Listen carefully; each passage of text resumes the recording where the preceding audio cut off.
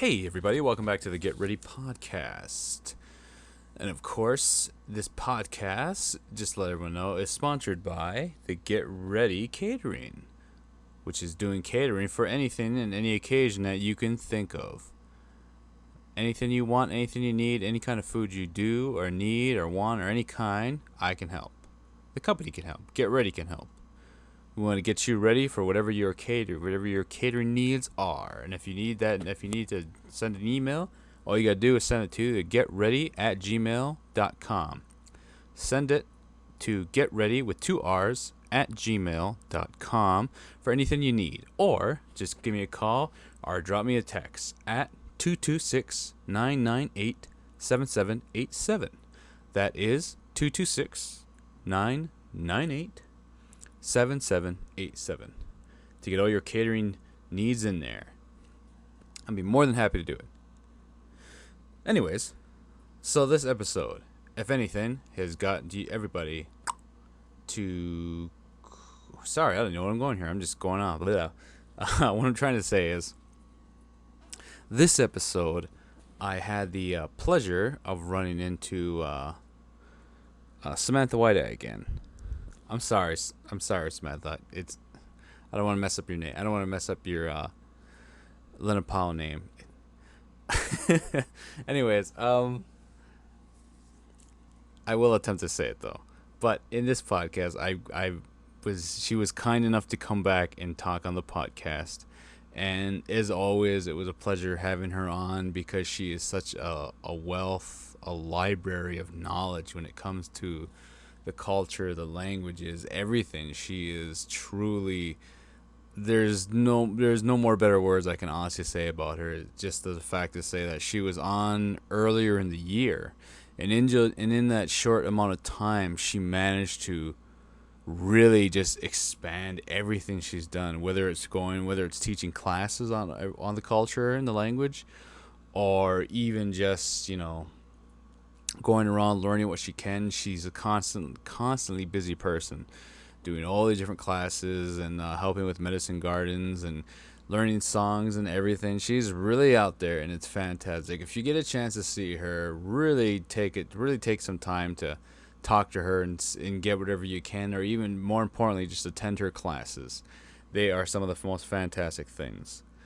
So anyways, now without further ado,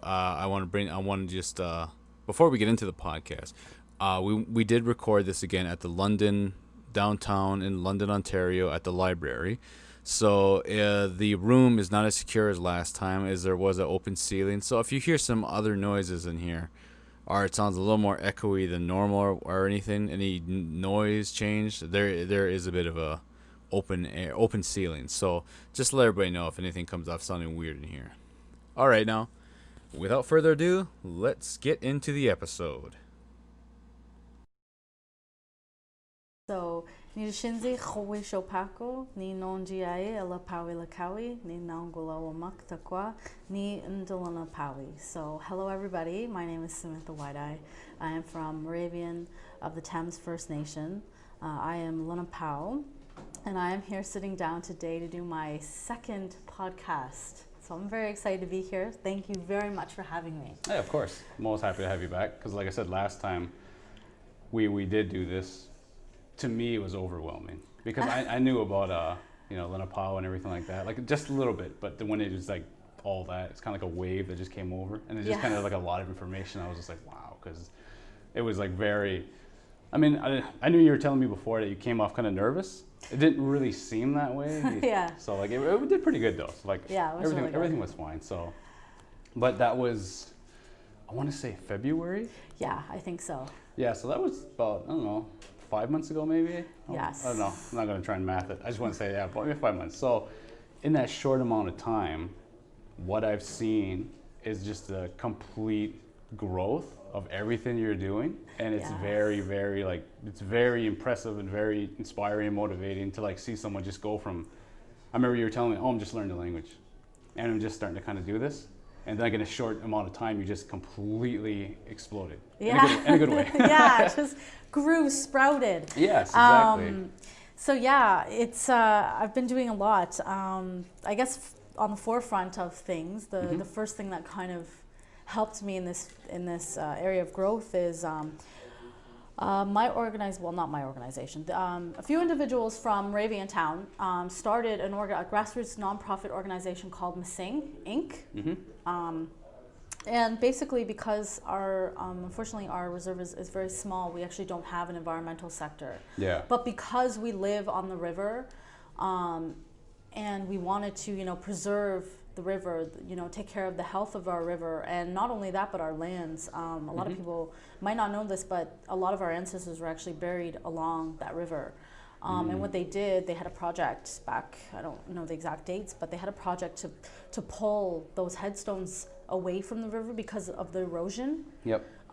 They were they were just kind of, my ancestors were kind of just going into the river in a sense, right? Because they're buried on that land. So that was one of the issues that we wanted to help. And then also Missing Inc., we really wanted to reconcile the people back with the land and the cultural values of that, as well as the language. So, all of these ideas sort of just kind of came together, and Bruce and Darren and a couple others, kind of joined together. I joined a little bit later, and they just started this organization. And we started this, I think, maybe September, and I was brought in, I think August. I was nominated to be the youth female board member. Yep.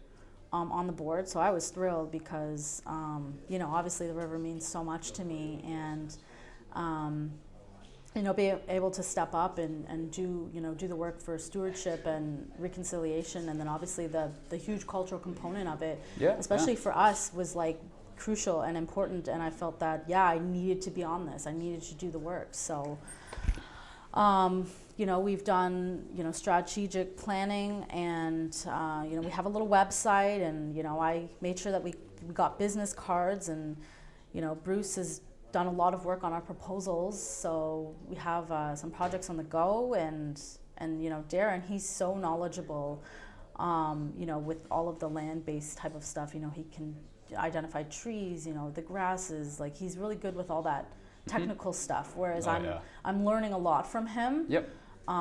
Which I think is important, because a part of that cultural aspect, like I said, is somebody told me you have to have kind of both. Like somebody shared their dream on Facebook, and in the dream, this was the message, that you have to have the cultural component, but as well as the scientific component. These actually two are supposed to work together. This was the message that they got. And when I read that dream that they had shared on Facebook, I was like, okay, this is what I need to do. And so when the organization came up, I was like, this is my opportunity to learn some of the more scientific stuff that I don't know. You know what I mean? In that time, I've learned about, invasive species like Phragmites. I've learned, some of the diseases that trees can have, in order to protect that.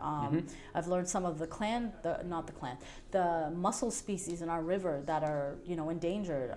But there's also positives. I've learned about natural tree species and plant species, especially, that we should be planting that were natural, and medicines attached to those.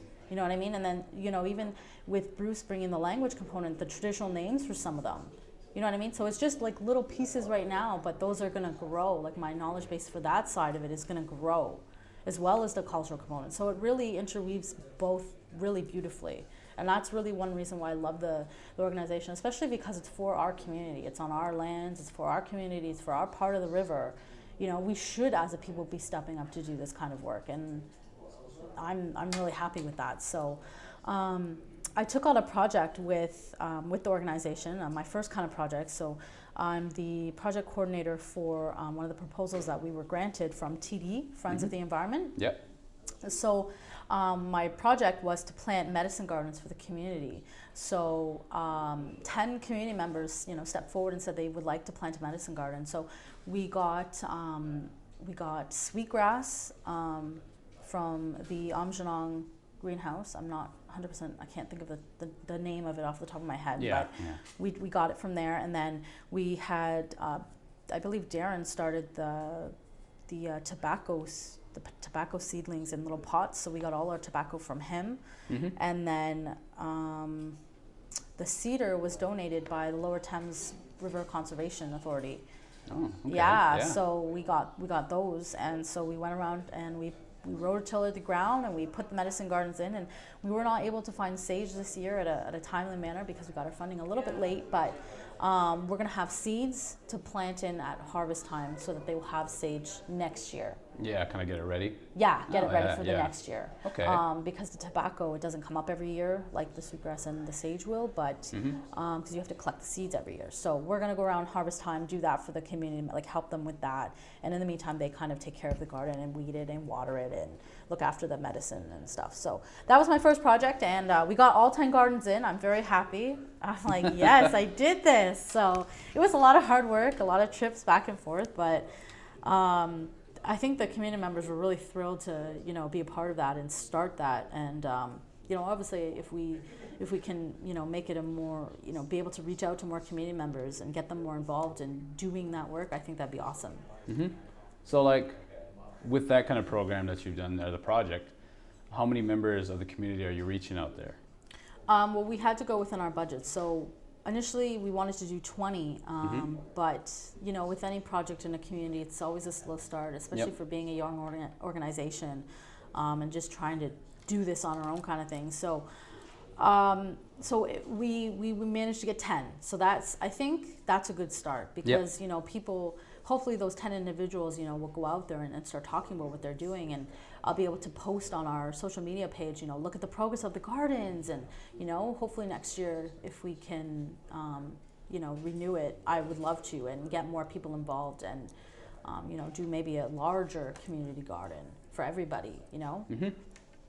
Yeah, because is it just like more of a medicine garden, or is it like kind of you guys are doing food? Okay, yeah, because Oneida just recently did a community garden, but just like the same thing. It's very small at the moment, but of course, there's room for growth. Yeah, and also too, I've heard of talks of doing multiple. So it's not just one spot, but they'll do a community garden in another part of Oneida, then another part, another part, another part. So like, I was just thinking, well, that'd be pretty cool to do, but I see what you guys are doing too, and like how it's just right now it's just a medicine garden, but maybe like in future times you guys will start adding.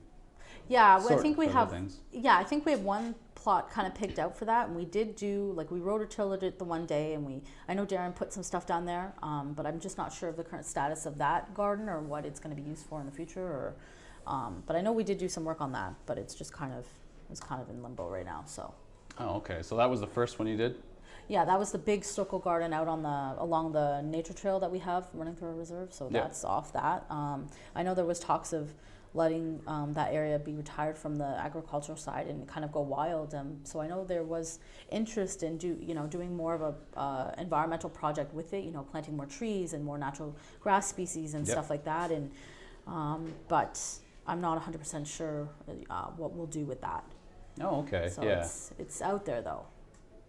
Because I noticed also too, you've done a lot of programs, like a lot of times, where I know maybe it's, you have one tonight, right? Yes, so that's my other venture. I should tell you the story about this one. So it's actually a really good story. So I had, there had been talks about, it goes back to the time when Indian Horse was released. So there was talks about, when they were going to release it, and then it was out in theaters, only in select theaters though, so you kind of had to go to that theater just to kind of watch it at the certain times or whatever. And I had been meaning to watch it for a while, but I'm working a lot, so I just kind of put it off, and one day I'm doodling at work, and a horse came out, and I was like, okay, I guess that's kind of my cue to go see it. A side note on my doodling, I do that a lot at work because I get, my mind wanders a lot, I should say. So doodling is just kind of a, freelance thing. And often I've noticed in my little doodles, usually things will form out of them. Like, I don't know if it's something on my subconscious mind or something, some kind of messages to myself. I don't know. But some interesting things have come out from them, The crane came out the one day, I did a woodpecker. There was a fancy shawl dancer, and her shawl actually was the lightning, which I thought was really awesome. That actually came out.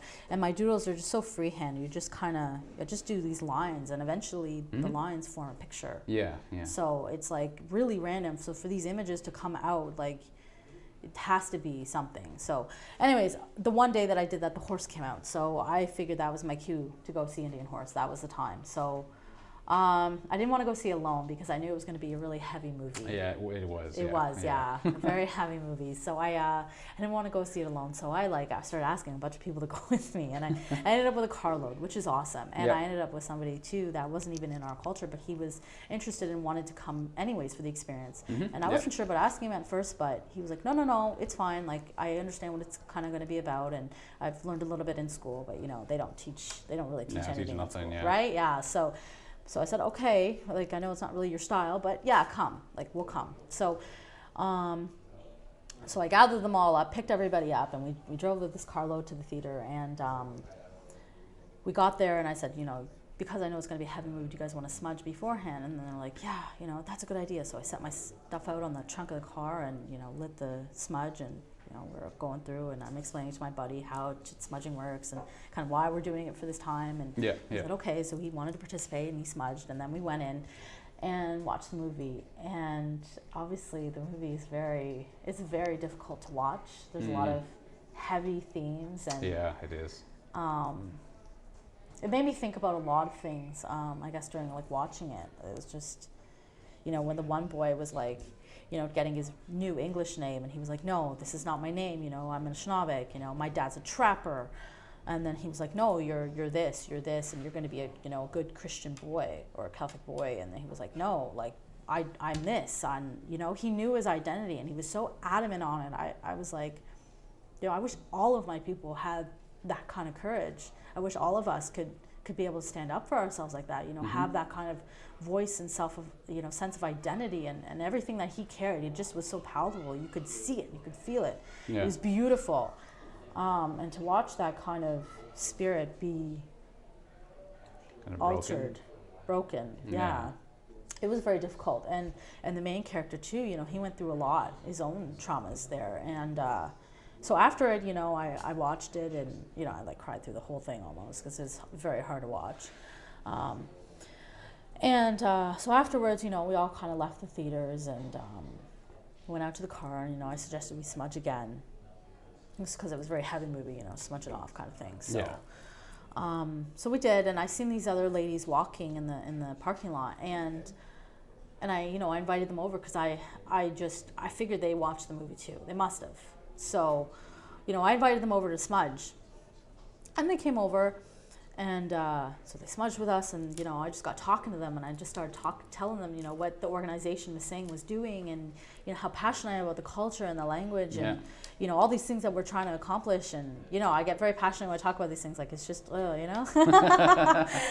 I was telling them about it, and I handed out my business card so proud, and this and that. And the one lady, she works for Muncie, and a couple weeks later she messages me, and she brings up all my passion and how I was so excited about everything, and asked me to be the culture teacher for Muncie, that they had secured funding for the new program called The Journey Together, and she wanted me to be the teacher.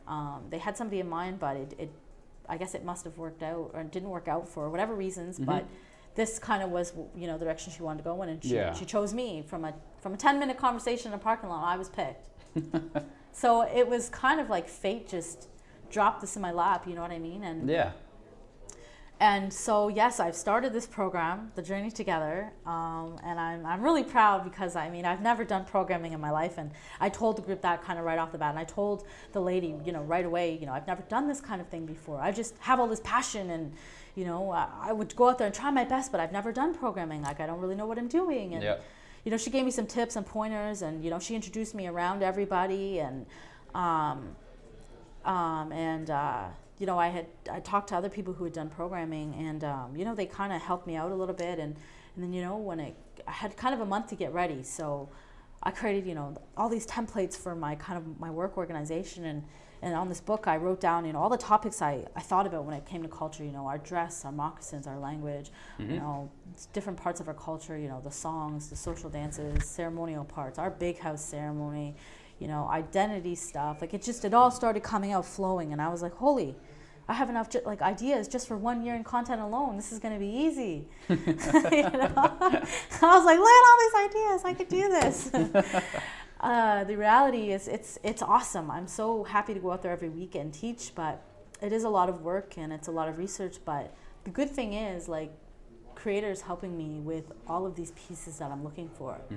Like I've just been noticing this, and this is, you know, partially why I'm a little kind of not distracted, but I don't know, I have a lot on my mind today, and that's because again, these pieces are coming to me. I'm starting to meet these individuals who hold different pieces of our culture.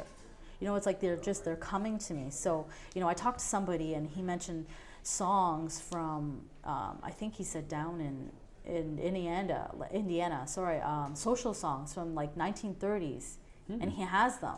Oh, and he nice. said, but the source is down there. And I was like, oh my gosh. And he's like, these are our social songs from like a long time ago. Yeah. I was like, oh my gosh, you know what I mean? And then I was talking to somebody else about, you know, he's really passionate about beadwork, and he was talking to me about, you know, the kind of the origins of his nation's beadwork. And he says, you know what, I think I might have some examples of yours though. So he passed them on. And I was like, and I've never seen our traditional beadwork. I didn't really know about it until recently, until I started looking, asking. And, you know, that spurred a whole nother topic, and that's what I'll be actually teaching tonight, is that part of that beadwork. And then, you know, I was talking to somebody else, a man I recently just met, and he was talking to me, you know, about our sunrise ceremony, and you know, I have to sit down again with him. I just met him, but he was talking to me about that, and, you know, that's his piece to share, you know, that history. And I met somebody else that has a piece of our history of our specific nation's migration up here, and Munsey's migration. Like, he has that piece for me. You know, there's this other man that I have yet to meet who's going to talk to me a little bit more about our masks and give that piece to me. So it's like all of these people are starting to come to give me the pieces that I'm looking for to bring back into the culture, into this program. And I think that's a really beautiful thing, and it just kind of like solidifies that path for me, that this is the work that I'm supposed to be doing. I'm supposed to be kind of leading the charge on getting these things back. And like, if I think about it on a really large scale, like, it just feels so monumental. And if I really think about it, I kind of get overwhelmed, because it's a lot. It's big work. Like, it's a lot of work. And so I try not to think about it like that. I just try to be, you know, one day at a time, and just, you know, one program at a time, one day at a time, just go out there and kind of give it my all to the people. And, you know, and I know I'm not an expert, but the point is somebody is doing that work to get it back for us. You know, I'm doing that, and that's like crucial. That's kind of what we need, because I think for a lot of our people, that sense of identity, you know, that I've managed to get back, a lot of people don't have that. You know, a lot of people don't have that confidence yet. You know, they don't have, you know, like I said in that movie, that boy's ability to just, you know, stand up and say, no, I'm this, and I come from there, and we have these songs, and we have, you know, we dress like this, and, you know, we do this ceremony, and this is our language. And a lot of people, I don't think, have that right now. And I think we, as a nation, you know, we need it. We need it back. And, yeah, we do. So this program is really just kind of helping me along that journey. I think that's why too, I really love the title of it, you know, The Journey Together, because it's like, you know, me, I'll do the work, you know, I help the nation, you know, get the pieces that we need, but together, we're all taking this journey as a nation together. That's why I love it, because it's really combines, you know, Moravian Town, it combines Muncie. You know, I've had people reach out from Stockbridge, you know, to say some words of support for me. You know, I think it's awesome, the work you're doing, and trying to bring it back for everybody, and blah, blah, blah. And I'm like, oh, you know, it's like, I got so much support coming forward, you know, so it's really a good feeling. It makes me feel, you know, really, really happy and supported and grateful, so grateful for everybody, you know, bringing that back for us, you know, helping us in that way. Yeah, I seen that post about it from Stockbridge Monthly, because then that just made me think when I was there for a powwow years ago. But I remember it being what I remember about it the most is it kind of reminded me of BC, because it's so where their literal reserve is their nation. It's really just, to me, just hills and trees. That's all it is. That's all it really looked like to me. So like, that's why it was pretty interesting. Funny thing about it though is when I got there, man, I must have been about 14, 15. I went with my mom, and when we were looking for the powwow grounds, we saw it, but they had this weird, colorful tent, and I just thought like a circus was sitting up there, because there was no vendors yet. Like, there were no vendors didn't show up. It was just a tent, and there was no vendors yet. So we were like, my mom was like, "Is that it?" And I was like, "No, it looks like a circus over there." But then we drove past, and he's like, "That had to be it." And we drove past, and when we got there, then vendors started finally showing up to set up for tomorrow when the powwow was going to start. But Yeah, I just remembered about that when you had that person from Stockbridge reach out. Yeah. But yeah, that's really good though. Yeah, because I totally forgot. Like, there's so many areas where, like, even my people, like, there's more than just Haudenosaunee and Six Nations in Oneida. Because like Oneida, there's in Wisconsin. Yeah, what was the other Wisconsin. one? I think there's one in Delaware. Probably. I I've think- read a few things Yeah, here and there. there's As a I'm few going looking spots. for me, there's a few spots of you guys popping up in there. Yeah, and then like even like the other nations from the Haudenosaunee are bounced off everywhere, and it can't be helped what happens. So like Yeah. it's just going to be everywhere. But like that's always good too, that you can always reach out to these other places, and there's always going to be people like yourself that are looking for answers, that are asking questions, which is probably the best thing that I think anyone could ever do. Like yourself, is ask why. Yeah. Like I truly think so, because I ask myself that tons of times when it comes to food, because I'm still on a high on trying to figure out how our foods connect with everything. Yeah. So that's what I'm always doing. I'm always asking why to everything that's out there, whether it's like our food now, back then, now, like how can we integrate it together? Basically, just try to, I guess what would be the word, adapt. Yeah. Just really adapt our foods and like from like the old day to like modernize it. So that's what I'm always just trying to do. I mean, it's just something I've always just constantly going to try and do all the time. Just like yourself, like I can see just maybe the last two questions probably went on like 12 minutes each, but I'm not saying anything because that's perfectly fine, because it just shows how passionate you are about these topics. Yeah. And that's what I mean. I'm just like, well, it's nice. Like, that's what I mean. Like, you don't really run into a lot of people that are like yourself. Yeah. There are people who do these kind of things, but I don't know why they seem like they have to keep it secret. Yeah, I'm not sure, because when I really think about, like I said, when I really think about the work that I'm doing, it is kind of on a large scale to get these pieces and bring it back to a whole nation. That's huge. Yeah. You know what I mean? And I want to be able to share that information, because that is who we are. Like, I want everybody to be as strong as I am, not in a sense of, like physically or anything, but I just mean like have that sense of identity. And I think that the information that I'm bringing back, like, it needs to be shared amongst everybody. I don't want to hide any of it. I don't want to say, no, that's mine, because that wasn't our way. Like, reading a lot of the stuff, even going through, that one book that I was borrowing about the big house, it was all about sharing. When we went in that lodge, we shared everything. We shared our stories, our dreams, our hopes. We shared the news amongst ourselves. We shared our visions. Like, we shared everything. You know what I mean? And getting back these pieces of our culture, it has to be shared. You know what I mean? I think everybody has to have it, because it is all of us. It is all of our identities. Mm-hmm. You know what I mean? You can't just say, no, this piece is mine or that song is mine. It doesn't work that way. We weren't possessive of things in that sense. Even in our language, we didn't really have like possessives. That's not how we looked at it. It's the same with creation. You can't claim your relative. It's the same with our ways. This lifestyle. You can't claim it. Like amongst ourselves, everybody say, oh, that's Oneida, oh, that's Anishinaabe. Well, I don't want to build those walls. You know what I mean? And when I was, doubting, a couple of years ago about this journey of mine and about trying to reach out and find ways before I started, looking for my own. We're heavily in Anishinaabe territory. Mm-hmm. So a lot of the things that are around here are Anishinaabe, and that's fine. But, from the last conversation that we had, there would be, some of my family members that would, my original teachings, like I said, I tell everybody, my foundations were Lakota. Like, all my basic teachings were Lakota. My second name is Lakota. So, my family, they didn't really always support that. They always, you're Delaware, you should be learning Delaware. And this is before the journey kind of started. So they would kind of make me feel bad for learning others' ways. But when I was named, the message that the spirits, in that Uwipi gave me, they said specifically, don't let anybody make you feel bad about learning another way. They said, you're supposed to, Sam. You're supposed to go out and learn these things to bring back to your people. They said that. They said, don't ever let anybody make you feel bad about it. And I've kind of taken that and I've just run with it. Mm-hmm. You know what I mean? So So and I've told the group that too. I said some of the things I'm going to bring back will be similar to ours. They're not always going to be our ways, but they're coming back to our nation for a reason. Because if you think about it, and I don't know if I covered this the last time, we sent a lot of our bundles away. So some of these bundles that are coming back, these pieces, are from the original stuff that we sent away. They're just changed a little bit. You know what I mean? They might have had to be changed a little bit, but it doesn't mean that it's not our stuff. You know what I mean? Yeah.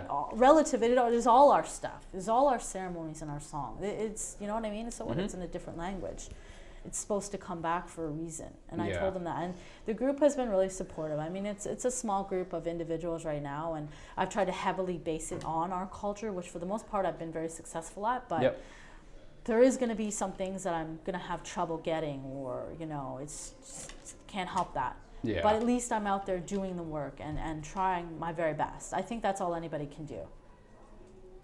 No, it's good. I mean, like I said, that one part about the whole building walls, even amongst our own people, that's something I constantly see all the time. Yeah. And I mean, even where I come from, Oneida, that's guilty of doing it too. It's guilty of, this is ours, this is ours. You know what I mean? Like, they're putting these walls up, and I don't understand why, because everything should be accessible to each other. Because I talked about this with my brother once, that I get confused sometimes, because I've met a guy who's Cree, but like, he didn't know that for the longest time. I think he thought he was Ojibwe.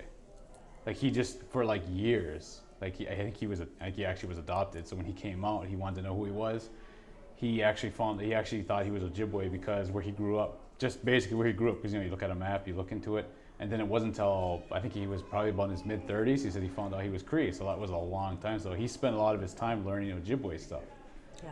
So, like, this is when I was a little bit younger too, so I didn't have a deeper conversation with him, but just to understand that he maybe probably just gave up on Ojibwe things just to go over to Cree things, which it would be a little disheartening to like just give up all this stuff you just learned just to move over to something else, which you should just be able to take over anyways. Yeah. But I think a lot of people don't look at it like what we're trying to talk about, where it's just like, you're telling me things and I'm not like, I'm not going to blow this off later. Like, this is stuff I keep constantly, and I love sharing this stuff, because I love everybody needs to understand this, but it's just not a lot of people understand that. Like, they don't get that one part we're just talking about, the whole sharing.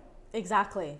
We did share amongst each other, and like I said, in our big house ceremony, every 4 years we opened our lodge up to all of the nations to come in and share. Mm-hmm. Like, that's how connected we were to each other. We were all relatives. We all shared together. Mm-hmm. So yeah, the song might have originated from this nation, but it doesn't mean it can't be shared amongst others. Yeah. You know what I mean? The songs that I have, they're from other nations. Doesn't mean that I'm not going to sing them because they're not ours. Of course I'm going to sing them. The point isn't about where it's from. The point is the message in the song.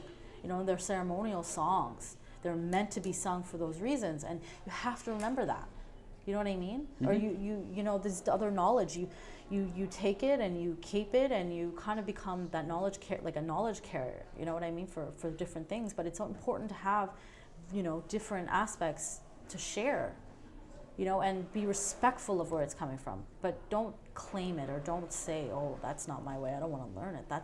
I feel like that's just shutting it down, and that's not how we should be doing things. I don't think. Yeah, I think so too. Yeah. It can come off look very wrong, right? Because then another big issue with that is then it's off-putting that somebody could just be like, "Oh, I'd like to learn," and then somebody starts blocking them. Yeah. And then that creates like, well, why would I want to learn this? Yeah. Because then they feel like, I guess they would feel like then maybe they're being pushed away. Like, I don't want you in here. I don't want you doing this, which have heard. Yeah, stories. Even from my own family. Yeah. That fear, I don't know what it was, but they kind of shut me down. You shouldn't be learning those ways. You shouldn't learn that. Well, and then they would question the ways that I learned, and is it right? And da-da-da. I'm like, Mom, like it is right. It's fine. it's okay to learn this. So, yeah, I agree.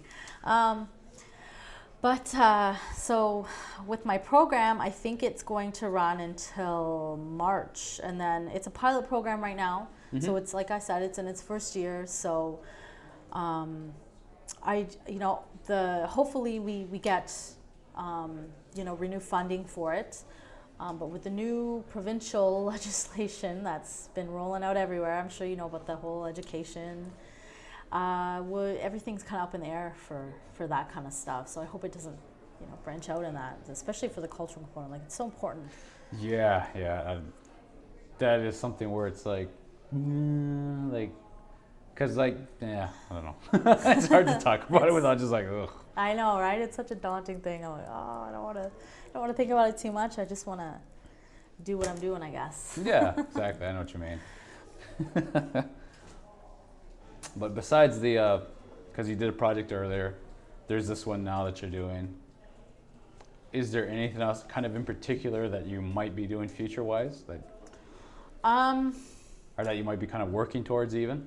Yeah, well, I'm trying to do some more workshops as well for outside of our community.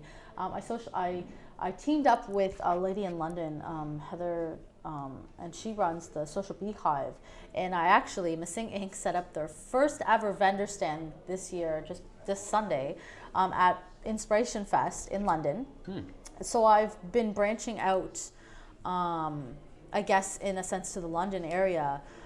Just trying to raise awareness on, the status of our language, which I don't know if we talked about this, but it is critically endangered. So we have less than 5 fluent speakers living right now for my dialect. Wow. So just trying to raise awareness to that. Yeah. Just trying to raise awareness to, like I said, the environmental work that the organization is doing. And then obviously I was going to do 3 workshops, so the importance of water and what it means to my nation. So there's that. I'm trying to branch out and, build bridges for communities. I think that's really important. So there's that project that we're going to be rolling out with. And then personal projects. So I had a dream last night, and I'm not sure if I want to share my dream yet, but it has led me into a new direction. I think, with some creative writing. And I will share something exclusive with you. So I'm very excited. I just wrote this last night. Oh, okay. And I was thinking, because there's another project that I was asked, and I'm not going to release that, but I will share a piece of this part of this project. And what it was, I was thinking about my relationship with the water. Yep. And this sort of literally, this just flowed out of me last night, and I was like, whoa. Because I was like, what is my relationship to water? Like, of course I know what it is, but I guess to put it into words, because to me, when I think about it, it's a feeling. Yep. You know what I mean? It's a feeling. It's a calling. It's something I do. I live, I breathe, I think about. It's in me. Mm-hmm. But to put that into words, I was like, I don't know. And so I started thinking about that, my relationship with the water, and this came out, so this will be the first time I've read it out loud, so this is crazy. So this is exclusive to your podcast. I waited to share it just for that. All right. So, the water is my relative. She is my friend. I sang my first songs to her, practiced my language by her side, offered my tobacco to her, and I pray for her life every day. She sits among my sacreds. I have done ceremony for her, learned her songs, and she visits me in my dreams. My medicine comes from her. My spirit helpers are connected to her, and my jingle dress will dance for her. My moccasins have walked by her, across her, and for her. Shinzu Mbe, and she is my relative. So I think that that piece right there is the start of so many things. It just came out, and I was like, oh my gosh. And I could just see more of it kind of being filled in, like different topics. Like it's kind of I think it's going to be transformed into a song in my language, parts of it. It's going to be poetry. I don't know. I see a lot with it. It's just came out, and I was like, this is it. This is it. So I'm very excited to work with that piece. It's got a lot of potential. And a while ago, I met this woman named Kim Wheatley, and we sat down and we talked a little bit about water teachings. And she gave me some instructions, and I did what she asked. She asked me to go and pray for like a water song to come to me. And I feel like that piece of that work kind of just will go with that. You know, I filled my duties, I guess, to that, and I put my tobacco down, and I asked, and I sang, some songs that I know, and I really sat with that water. I went down to the river and I sat there, and I said some words, and I went there 4 nights. I did that, and really spent time, and that was a couple months ago. So for that to come out, I feel like that's really the start of the song that will probably be returned to my nation. It'll come. The song part of it will come, but I have some of the words now. So that's a really big new beginning. So that's exciting, especially to bring that back into my lodge to sing it. That's going to be incredible. I'm very excited about that. I'm always so excited to bring songs back there, because to me it's a big deal. We always talk about bringing these things back into that lodge, those ceremonies, and so this is part of it, bringing those songs back. So I've been working on that. That'll be a new project for me in my personal time, which I don't have a lot of, but nonetheless, I'm gonna make the time for it. So, there's that, and then what else? Oh yes, the new other thing as well. I think this August, which is coming up around the corner, I will be going to the States to go get my jingle dress teachings. Oh yeah.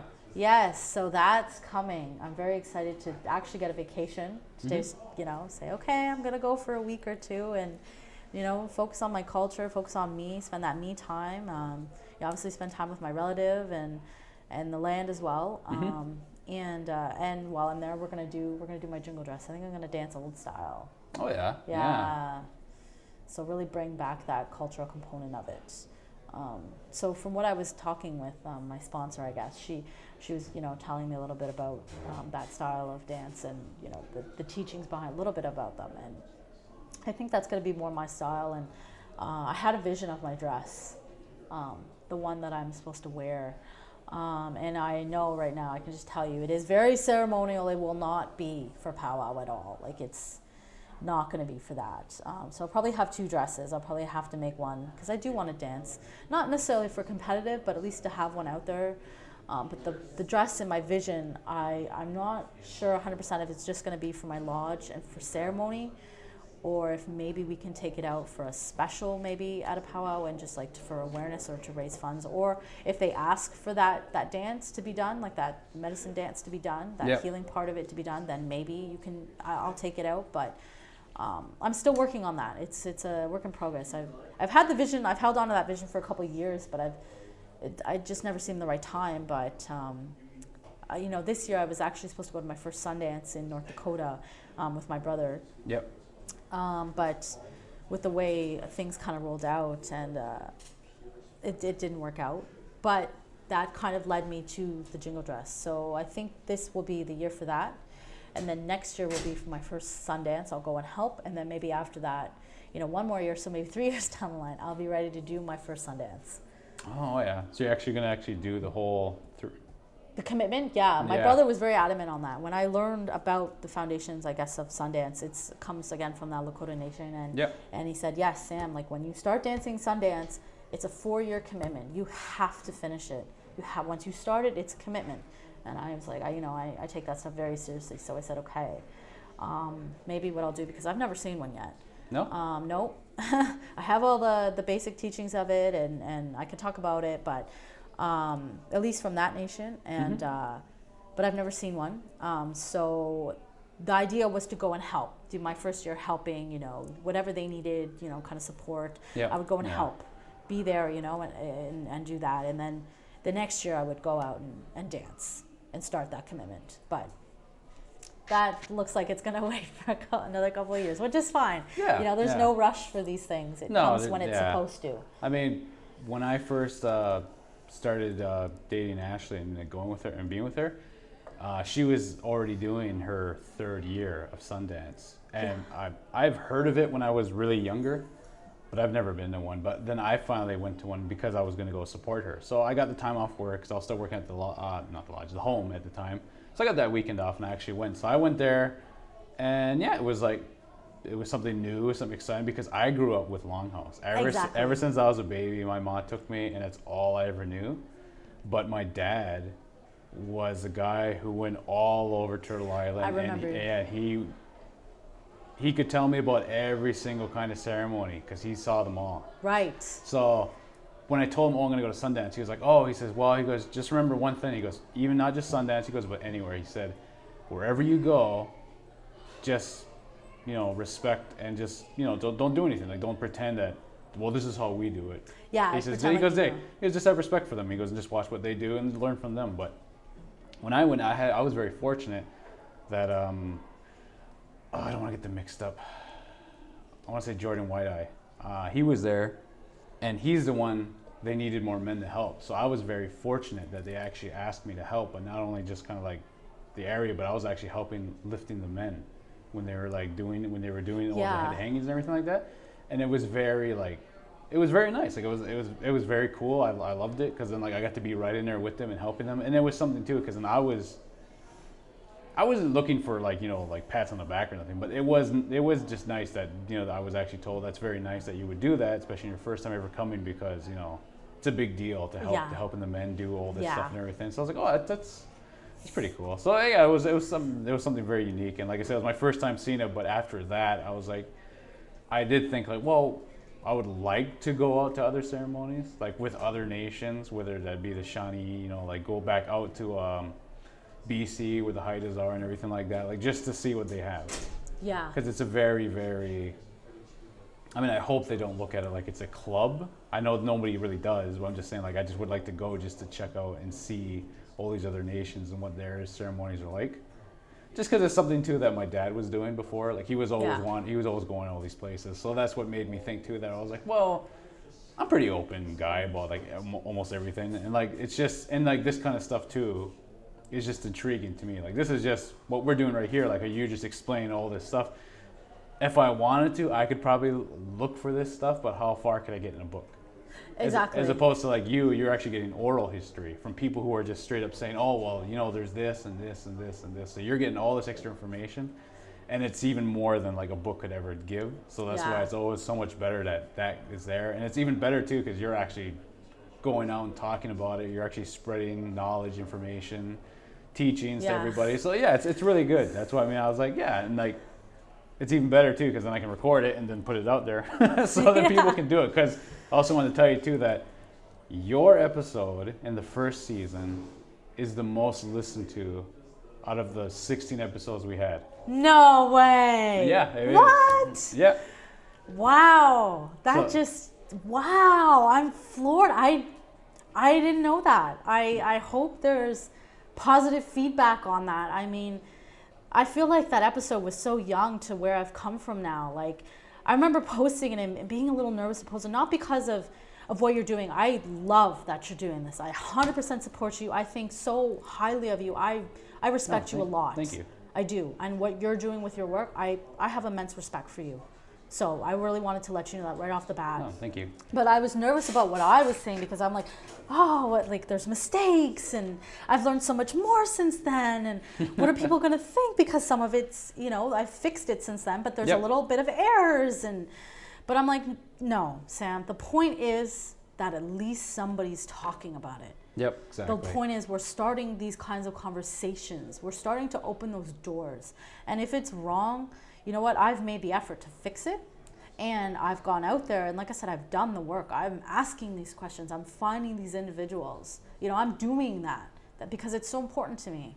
So the first episode, I was like, okay, you know what? There's going to be mistakes, but that's fine. I'm okay with that because I'm learning, and I'm so young, and I'm so new to this still.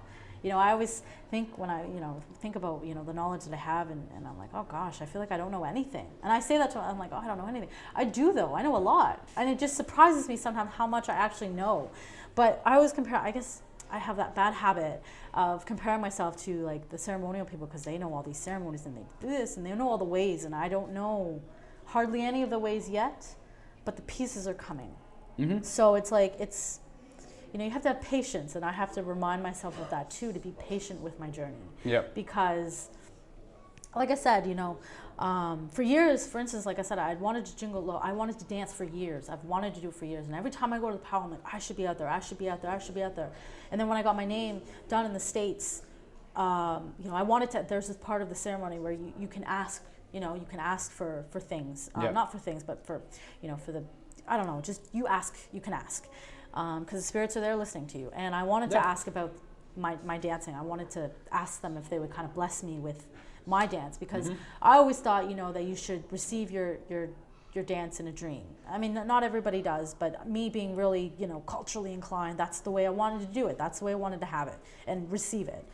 And I was like, oh, I really want to ask for that. But I felt it was kind of selfish when there was more important things I felt that needed the prayers, like my community and starting the bake house and, all of those cultural things, because at that time we didn't have anything, nothing.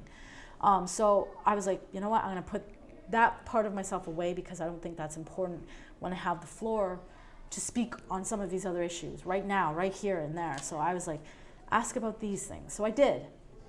But obviously, the spirits know. They know. They knew. So, years later, I was gifted the dream, and then now here I am getting the teaching, so it's happening, you know what I mean? And that's over like 5-6 years, that journey, if I was impatient with it, I might not have got it. But because I was patient with it, it's finally come together at the right time. You know what? And it's all about that. You have to be patient. My brother tells me that all the time. Like, when you get dreams or you get visions or you get messages, and you have to be patient on figuring them out, because you're not going to figure them out. And sometimes you go through your whole life and not figure it out. You know what I mean? And every time I have a dream, I'm like, oh, I have to know what it means right away, and all of the meanings and all of the symbols. And, and it doesn't work that way. You have to be patient. So it's a process. It's a learning process for me. And same with this knowledge, like putting it out there is a process, and I have to be patient with myself on that as well. And I have to humbly ask everybody else to have that patience with me as I try to do the work. You know what I mean? But like I said, the support that I've had is tremendous. And you telling me that is the most listened to podcast, I'm just shocked. Like, I'm like, what, me? Like, wow. You know what I mean? And it's my growth has kind of exploded. I've been meeting these very influential individuals in all fields, but it seems most of them, the ones that I really look up to and admire, are, even my friends, they're all kind of in the arts field. And art is my passion. Like, that's one of my biggest passions, whether it be, paintings, graphic design, poetry, songwriting, singers, people in the modern contemporary arts of, hip hop, rap, spoken word. Like, I just gravitate to them. They all see, that seems to be my kind of group of friends, is just kind of all artists in that sense, besides, the culturally inclined. But yeah. So, among those circles, I'm opening bridges and doors to that, and, having the opportunity to talk about, my nation and what I'm doing. And it's just starting to lead to more opportunities because people are hearing me speak, and and then my own nation, they asked me to be on a panel, and, I have more opportunities for that, coming. So it's blooming. So yeah, that's really crazy. I can't believe my episode's the most listened to. I don't know. It's just okay. Yeah, it's good though. Like I said, because I was monitoring through every time I put on a new episode. Obviously, when you put on a new episode, most times you get 3-4 playbacks, and that's how all of them start. They all start very small, but as the months go on, and weeks to months, they build up. So yeah, because for a while, my one friend, Eric Nicholas, he was the #1 played. And I don't know if people are just going by the title or they're actually reading the description, because his was just like, I think it was called Cars, Trucks, and Dreams. So I don't know if people were just getting from whatever. And then I think, I'm pretty sure yours was called Going Back to Roots. Yeah. Yeah, so like I named it that. And then we just, like I said, and by this point, it is the most played on SoundCloud, because that's where I follow all my stuff. Yep. And even then on SoundCloud, you can see where, I don't know if I ever told you this. I don't know if I ever told this on here, but because this is pretty much the first episode, I I actually had listeners from not only we're all in Canada, but I think I had 11 states. Yeah. I had one listener in Tokyo, Japan. I had one listener in Germany. I had a listener in Paris, France. I think Sweden even. Yeah. Because it tells you where everyone's clicking, where they're coming from, and they're clicking. Yeah. But I also think too, there's probably, I mean, this is the way I would think anyways, that if I went aboard, like if I went to go work over in, say, the Philippines, I would get homesick for our culture, for the land. Hands So down, like, yes. there'd be a point where you'd probably just like, I wonder, like, you know, I'm listening to podcasts as is, what else is there? And you look for stuff, and then you could find things. And I wonder if some people are just, because I think I have like 4 different cities in California that tell me, and they're all near reservations. Wow. Like they're all in reservations in the California area that are actually listening to the podcast. So it's like, it's pretty interesting to see where a lot of things are actually coming from, and which is really good that I'm actually happy it's kind of outreaching more. Of course, yes. And I think that's so important. You know, all of your guests, they have their own messages to share, including me, you know what I mean? And the fact that it's reaching that far, that's incredible. Like, I'm so proud of you for doing this and for hosting me. Like, that's wonderful. So these messages that you're getting out, like, I guess need to be heard. So congrats. That's awesome. Thank I'm you. so happy. That's crazy. Wow. Well, I guess I could share something else, you know, that's kind of been on my mind this morning because it was in my dreams. So I'll share that piece. So I think I want a medallion beaded. I had a dream last night that I got a tattoo. Oh, yeah? And in this tattoo, you know, I don't know if anybody ever knows, well, maybe if you really pay attention, you know, I always have this necklace and it's always the tree of life. It seems to be me. Trees are like my favorite thing in creation. They really are. I don't know why, but I love them. So in this dream, you know, one of my friends from the States, he was in it, and he was passing through the city for something, and I guess to help pay his way, he was started tattooing, and he was an amateur in the dream, but he convinced me to do a spontaneous tattoo for like $70. Oh, yeah. So, and I knew that he was an amateur, but I was like, okay. I don't know why, but okay. It ended up turning out to be the most beautiful piece of work I've ever seen. It was this tree, it was the tree of life, and the roots, you know, you could see the roots sprouted, and the tree branches up, and it has some foliage on it. But what was the best part about this tree was it reached up further, and it seemed to like grab the universe, and it pulled down the universe in a sense. Like, I don't know how to describe it, but it reached out, and in the universe you could see the stars, you could see the moons, which represents like my big house. So that's like what I could see. So you could see the stars, our ancestors, the moons, and then between all of that there was lightning, which is like very me. You know, a lot of my visions, and they say in Lakota, you know, your visions come from the west. They come from that black direction, that kind of unknown direction. And so lightning has always been kind of a thing with me. It's present in my dreams. It happens every time I get a vision. It's usually because of that. So the fact that the lightning was in there with the tree and the moons for the big house, I was like floored. I didn't think I could. I didn't think of it, but it came to me in the dream, and I was like, this is what I'm gonna have beaded. Like, this is gonna go probably with my regalia for my dress. I was like, this is crazy. Like, it was so beautiful. It was so beautiful. And I told him that tattoo, and I don't know, it was on the weirdest spot. It was on like my right foot, on the inside though. I don't know why. That's where it was, and it didn't have a lot of space, but it was so beautiful. I was like, oh. So I woke up with that this morning too. That's another thing I got from one of my dreams. So oh, yeah. I was like, oh my goodness, just a lot is coming to me right now. And then, you know, a few friends that I've bumped into too, they've you know, mentioned my encounter. I posted an encounter that I had with Aaron Dolson from Muncie. I went to go visit him to see what I could learn to bring to my program, right? Yeah. Just, you know, like I said, go out and do the work. So I went and visited him. We set up an appointment, and he took me to the lodge, the Healing Lodge there in Muncie. And yeah, like I said, he took me for a tour, and the sweat lodges were my favorite part. You know what I mean? I don't sweat as much as I should. I want to go back into more, but it's just, you know, finding the time. It's not really the time. It's just I'm a little cautious, I guess. I don't want to just. I know this sounds ridiculous, but I don't want to sweat with just everybody, like anybody kind of thing. I'm No, very, I know some people that like I'm that, particular, yes. you know what I Yes, mean? of So I course. want to go in with somebody that I trust. And, Yes, of course. So for the most part, I've only ever sweated with my brother down in the States because I trust him with my life, love him, you know what I mean? So, but anyways, either way, so he took me around and he showed me the lodge, and then we sat down in his office, and I was telling him, you know, some of the things I was bringing to my program, and, you know, my ideas, my big ideas that I have, and, you know, if we had a little more funding to do this, you know, we could do this with the program, you know, I could bring in these individuals, you know, and I want to show these, you know, the community, these individuals, because of the passion that they have for what they do, and, you know, all these ideas, and he said, well, you know what, Sam, like, I think I can help you, and so he brought me over to this gentleman's house, and I guess I really just wanted to share this on the podcast too, because it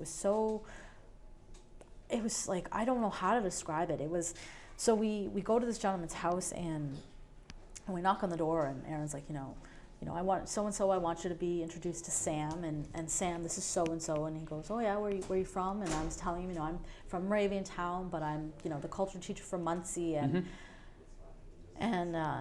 and so yeah, so, and then there was one moment, so in the early introductions, I'm looking at Aaron, and it's hot, we're all sweating, and Aaron's looking at the gentleman, and I'm looking at Aaron just kind of for guidance, kind of waiting for my cues or whatever to speak up, and that's when it happened. So I find sometimes when I go to sleep that these flashes of lightning, like, it's like, will like startle me. They're so bright. It's like somebody flashed a flashlight in your eyes, like kind of thing. Like, I know it sounds ridiculous, but that's how it is. So I'll be sleeping, and that'll happen, and it'll startle me awake, but there's times where it doesn't, and I don't wake up, and I ended up going on the other side or whatever. But that flash happened to me. And so Aaron's standing, you know, kind of where you're sitting in front of me here, and the gentleman's over here to the left of me here. And that's what happened. The flash lit up my whole vision. It was like white out for one split second. It was so quick, but I recognized it because I experience it quite often when I'm going to sleep. So I knew what it was right away. And I don't know how to describe it, but that's what it's like. It lit up my vision, and I'm like, okay. And then I look over at Aaron, and all of a sudden, like, I could see two versions of him, like real life version Aaron standing there.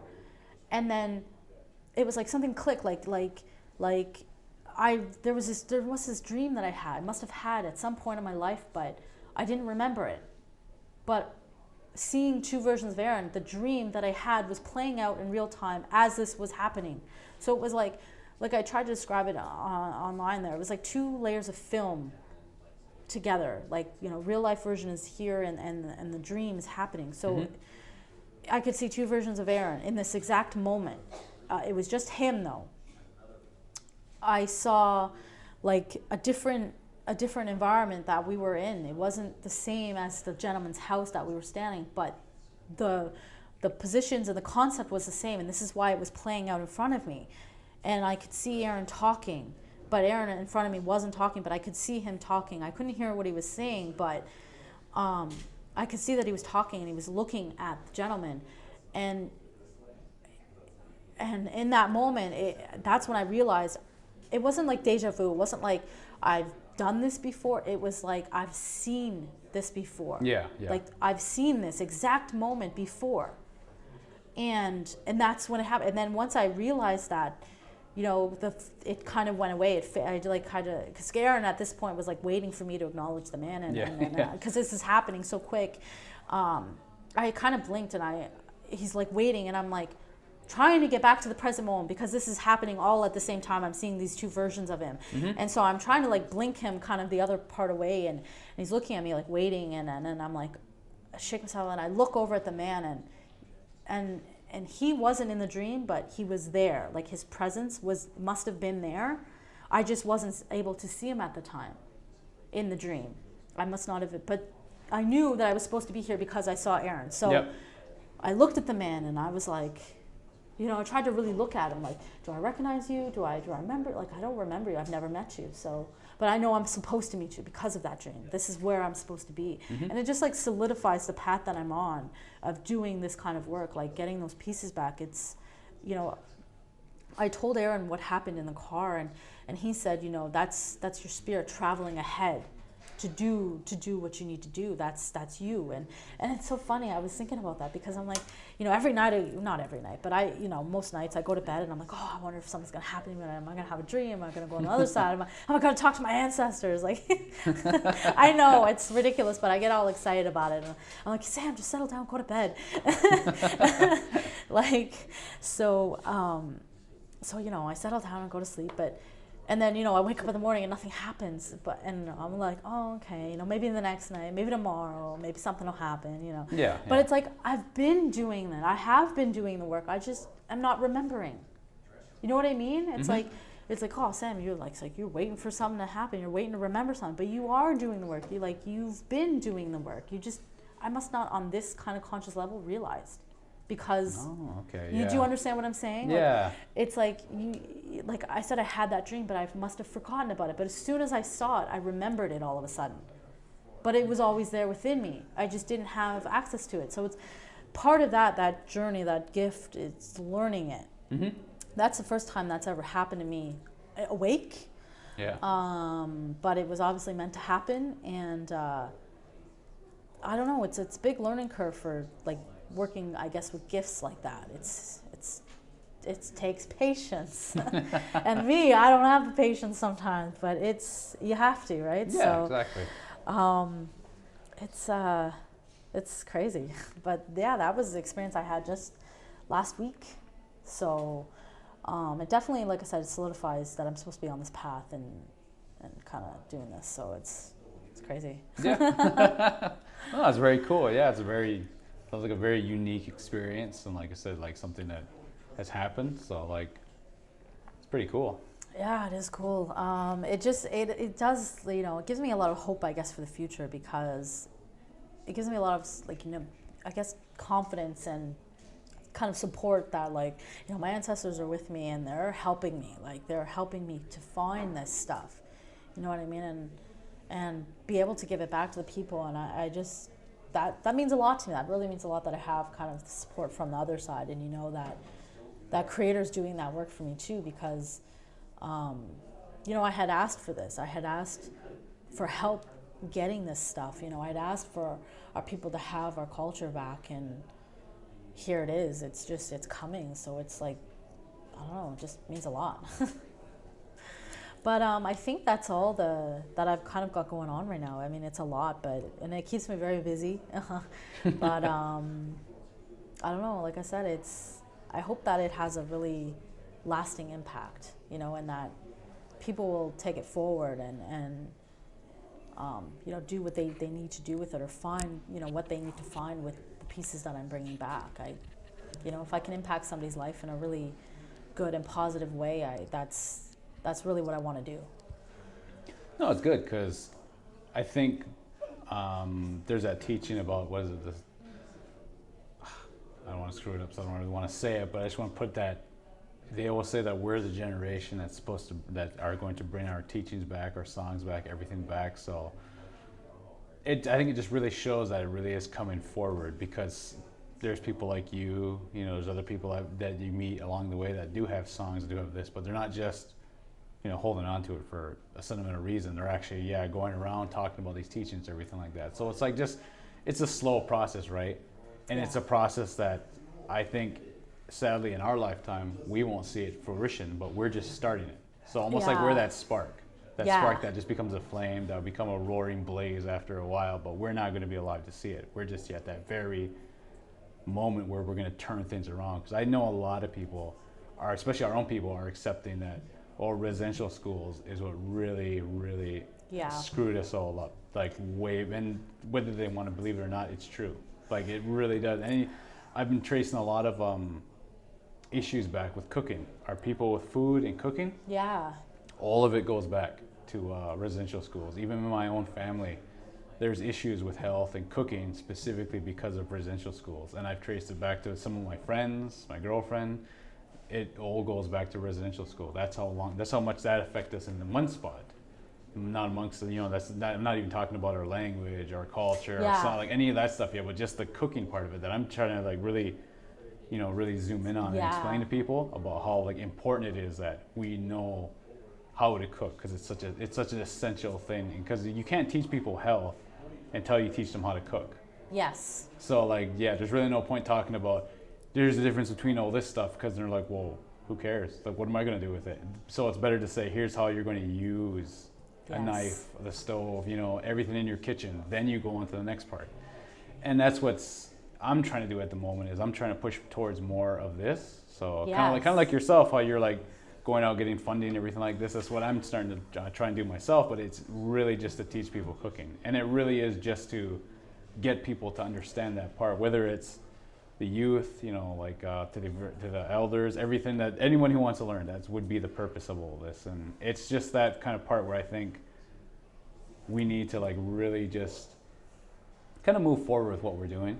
Like I said, like you're like all your stuff clearly is like things that just that you're seeing that people are starting to turn around. So long as now that we're all learning that, that's where I think we can start turning it around. Because what they say, we break the chain. Exactly. Yeah, because of all the people that were affected before. Yeah. So like if we break that now and don't continue that forward, then we start changing automatically everything. Yeah. And I can see that already, yeah, because like people like Aaron, yeah, I know he's exactly like that too. Like I've helped him a lot with putting up teepees before. Okay. Yeah, so like there's stuff like that. Like I've met Aaron before. Like even people doing Sundance, you know, you go to these different ceremonies, you get to see how they're done and everything like that. And you know these people are doing it like that all the time. And even teepee ceremonies specifically, like Robin Anton does a lot. Yeah. Yeah, so like stuff like this, you just see it. There's so many things happening, and people just, you know, they're living their lives like very closer to what we used to be like, but still, I would say in more of an adapting to what we have to live with. Yeah, somebody asked me recently, you know, going forward with this kind of stuff, you know, do we go forward and go back to the old ways, or do we go forward with kind of the new ways? And my answer to that kind of was both. We have to bring back the old and integrate it into the new, and I think that's really kind of what's happening. You know what I mean? Like you said, it's a spark. So you know, the work you're doing with food, like it's a spark for that. You know, you're going to teach people like to go back to their healthy roots of cooking and the medicines and you know, healthy dishes that we used to eat, you know, eating traditionally. Like I see yourself on Instagram and your Facebook, and it's like, it looks so good, first of all. And I'm like, and it's all stuff that we used to eat that nobody remembers anymore. Yeah. Right? And then there's my work with the cultural component, like, you know, bringing that stuff back that we don't, we forgot, or we just, you know, for some reason it was just not held on to, it was kind of lost. And going back again with the history, like your boarding schools and residential schools had a huge impact, but I definitely think for our nation, it was definitely that first contact, because we are the first contact nation. And a lot of people don't know that, so I'd like to put it out there. Yes, we were the first contact nation. We took kind of the hit for everybody else. That's like, I feel like that was really where we lost the most, because we lost our numbers, you know, we had to fight off you know, religion like harder than everybody else, I feel like, because we were first contact. And you know, I was talking to somebody in Oklahoma, and you know, he said half of his people are still very gung-ho on the religion, and half of them are just floating with kind of, you know, beliefs here and there, but not really believing, you know what I mean? So it's like, again, we're the sparks to bring back the original instructions of our ancestors, you know what I mean? That's really what it is. So it's a lot of work, but I think, you know what I mean, and we can pass that on to the smaller generation, the ones that are, you know, being born now, or the babies. We can start passing on that momentum and that movement to them, because they're going to be raised hearing their language more. They're going to be raised already going to these ceremonies, you know what I mean? You and me, we're going to be learning the information from the elders. We're going to be carrying on this stuff to give to them. Like, it's a circle, you know what I mean? And that one workshop that I really wanted to do was, you know, how we're continuing that circle. And you know, like I said, it's lighting that flame, and that flame is the next generation. So, you know, for anybody else that's listening to this, that's, you know, thinking about these, you know, doing stuff like this, you know, I would encourage it, because every person doing this work, we need them, you know, and now is the time to step up, because when, like I said, especially for language, when our elders pass, you know, that connection that we had to the language, it's gone. You know what I mean? If those elders holding onto those songs, those ceremonies pass, it's gone. We can't get it back, you know. And as much as I would love to think that, you know, the people who have gifts can go to the other side and just ask, it doesn't work like that. It doesn't, you know what I mean? So we have to start getting out there and speaking to the elders and the knowledge keepers who have been, you know, lucky to hold this on, and start talking to us, start giving us those pieces that we need, because we're going to be the knowledge carriers going forward. We're going to be the ones to bring these ceremonies back and to carry those songs, those traditions, and you know, other components of it. We're going to be the ones. So, you know, if you can help us, please, you know, if you're listening to this, you know, like I said, don't be discouraged. You know, have courage and go out there and do what you can, and be open, please. Yeah. But I think that was everything that I had wanted to really, you know, cover. Yeah, to kind of go over and everything. Yeah. Okay. Did you have anything else? Well, even though if you kind of already said it, I'll still ask it anyways. In my more recent episodes, I've been asking people, just the simple thing about, is there anything that you know of, read, seen, watched, anything that you could recommend to anybody? In what aspect?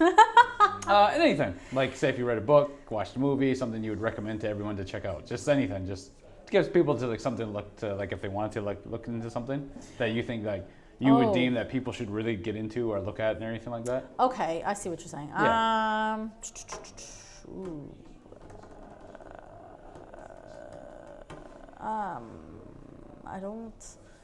Nothing is jumping into my mind right off the top.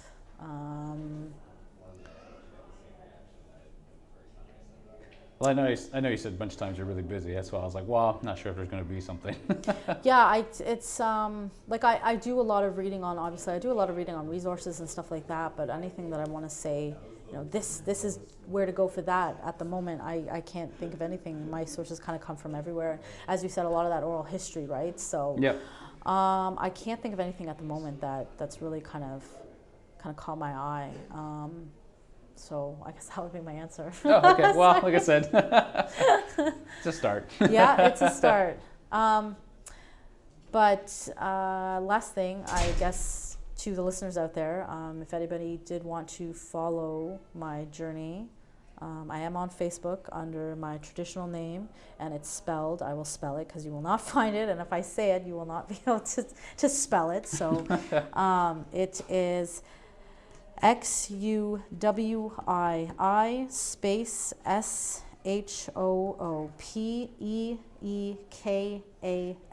Xúwii Shoopéekal.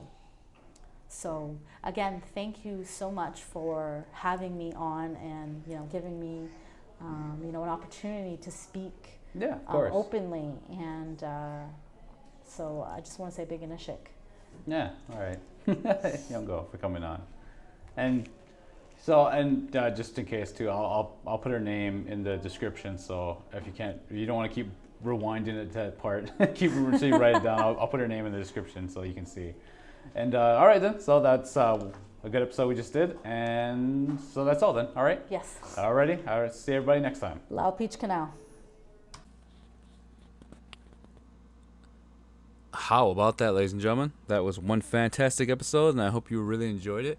Like I said, it's always great to have her on, and just really always constantly learn everything we can. Like, I learn something new every time, and it's always great to have her on.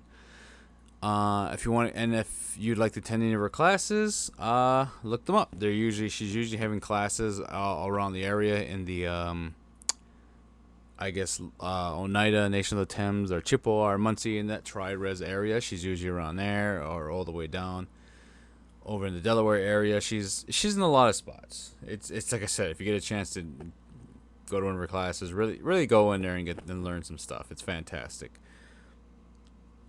So, like I said, this was a great episode, and sorry for the lateness on delivering more episodes. Some things get busy, but I don't want to make excuses. So yeah, I'm just being cheap. Sorry about that, everybody. We'll get them up as soon as possible, and there are more episodes coming up and coming soon at you. So I hope you stay tuned and continue to listen. And if you really like the episode and you really want more people to hear, what's the best way to do it but to subscribe to the podcast and leave a review and rate the podcast. Give us a 5-star and leave a fantastic review. All that's going to do is spread it out more, so more people would be available to see the podcast, and we get on the list, and people, when they check out the top podcast, will be on there one day. And with your help, we can get there sooner than, as fast as possible. Then we can start getting more episodes out there better, and we can start doing better things. So hope everyone enjoyed this episode. Sorry for the late delay, but we plan to get more out there. There are more guests that we're trying to get, and get them out there fast. Get some recordings, get everything. And if you know anybody that you think would like to be on the podcast or would make a great episode, send me suggestions or anything, and I'd be more than happy to do it. Send the suggestions to the email I dropped off at the start, which that is getready@gmail.com. Send me your suggestions or whatever, or just get in touch with anybody or whatever. So the podcast is for you. This podcast I'm doing for everybody. All right, now it's time to go. Hope everyone had fun, and I will see you next time.